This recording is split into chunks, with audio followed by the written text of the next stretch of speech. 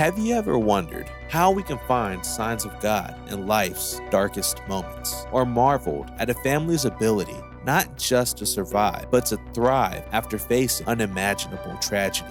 These questions are at the forefront of our minds when we meet such a family. So settle in and prepare for an emotional, inspiring, and life-altering experience. We're about to dive into the pages of the Levitt family's extraordinary story, a tale that proves the resilience of the human spirit and the unwavering strength of faith.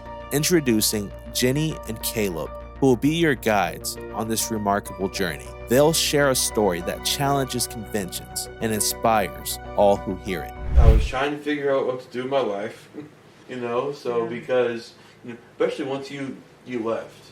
Yeah, I had to go back to work. Yeah. So I was like, man, I'm just laying around all day, eating, Cheetos and watching movies or whatever, I think that you got an Xbox from somewhere and I was playing that, but I was so bored.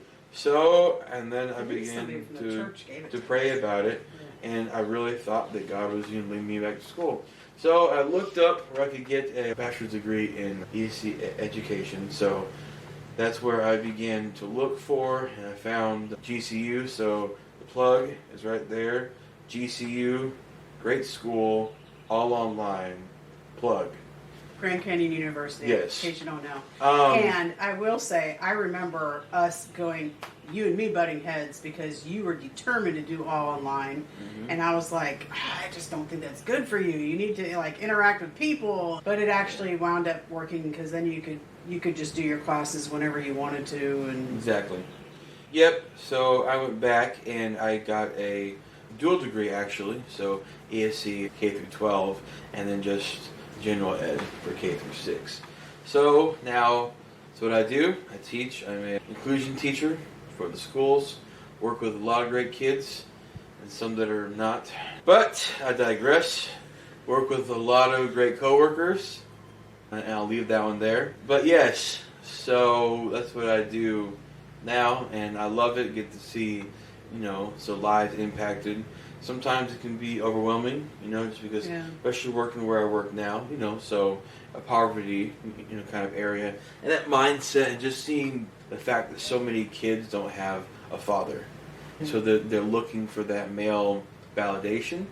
And so I try to hold them to that kind of standard, to where, and if they let me, then I try to teach them that they should be looking for somebody who will hold them accountable, but then will also love them without condition. So that's my goal in that, so obviously to educate, but to also try to teach them some life skills. So never we can try to fit that in there, because unfortunately a lot of them either aren't or can't get that where they're at right now in their life. So just got married 7 years ago to my beautiful wife. 7 weeks ago, not years ago. Yeah, how was going? Feels like years.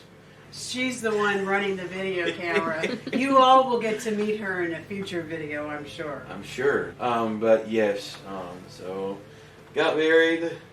Never would have thought that it would be her. You asked me 3 years ago. She wasn't even on my radar. I had options. You know what I'm saying, guys? But then I chose one option that was right, and that was Crystal. But that's where I'm at, back into ministry, trying to step up into other ministry, which is scary and stretches you, but I feel like that's, as of now, I think that our calling is just to be a blessing wherever we can to our pastor, our headship, so that's where I'm at now. Yeah, and I can tell you that you know this, but your dad and I are so proud of you. Fought through things that a lot of other people would totally give up on. As a matter of fact, I remember, it was a while ago, it was after the accident, but it was a while ago when you were saying something to me along the lines of that somebody was amazed, that you were back to work or something like that. Yeah. And that you were like, what other option is there? There's no other option. And I said, actually, I've known people that they're never the same after a trauma. You have to make choices to seek out healing, to turn to God with those questions, with that, like, you talked about before, even with the anger, like he can take it, but those are all choices. We all have choices that we have to make, whether we're going to pursue life and healing and hope, or if we're just going to stay. A lot of times, one of the things maybe we'll talk about another time is, like the emotional impact. I mean, it is so common in grief to experience depression and isolation and all kinds of things like that. And people can get in that funk and stay there. Yeah. Or they can become so angry that the anger turns into bitterness. That's it. They're forever changed. They're forever a bitter person because they never let God heal them. They never, search out that hope or that healing. And I know I'm not perfect. Your dad knows he's not perfect. We know you're not perfect. But we are so proud of you working through those things. And we know you're a work in progress. We all are. But, we're proud of you. And maybe one time when we can get your wife in front of the camera, maybe I can have you guys share your amazing testimony of how God brought you guys together too, I think so. We can do that. Yeah. But kind of just looping back, so whenever you go through loss and you experience grief,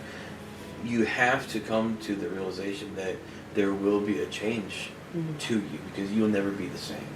But you have to choose what kind of change it will be. Will it be for the worse or for the better? Yeah. And it doesn't have to be immediate, but it is key that you choose that once you settled it, like no matter what happened, no matter what I'm feeling that day, I want to choose to be better. Yeah. And it's one of those, cliches, but bitter and better are so close. It's just one little letter away. So which one do you want to be? Do you want to live in bitterness, or do you want to be better than that and learn from what you went through and allow whatever you have gone through to shape you and mold you, learn from it, and not live in that, though? Mm-hmm. And so that's the thing, is that you have to make a new life based upon whatever pain you have gone through, letting it go, forgiving and moving on. So processing it the proper way. Yep. So either bitterness or betterness, whichever one you want to live as. Yep. So very true, very true. Well spoken too. And I was telling your dad that I was talking to a guy. This was a few months ago, and when he heard our story, he basically was like, "Oh man, I was just feeling sorry for myself before I talked to you, because he's older than me and he needed, I think it was a knee replacement. He needed like a fairly major surgery. That's major surgery." Mm-hmm. And he had just found out before he was talking to me. He finds out about our story and he's like, "I'm feeling like this big right now. I haven't even been through any of that. What am I doing complaining?" And I was like, "But we all have, like, you may not have experienced a trauma like we have, but we all have things that are hard for us. It's just, yours is different, whatever it is." And I was telling your dad about it that night, and that guy had asked me something along the lines of, "But like, how have you actually processed it?" Until then, find hope in stories like this. Thank you for being a part of our journey. To stay updated, remember to subscribe and ring that notification bell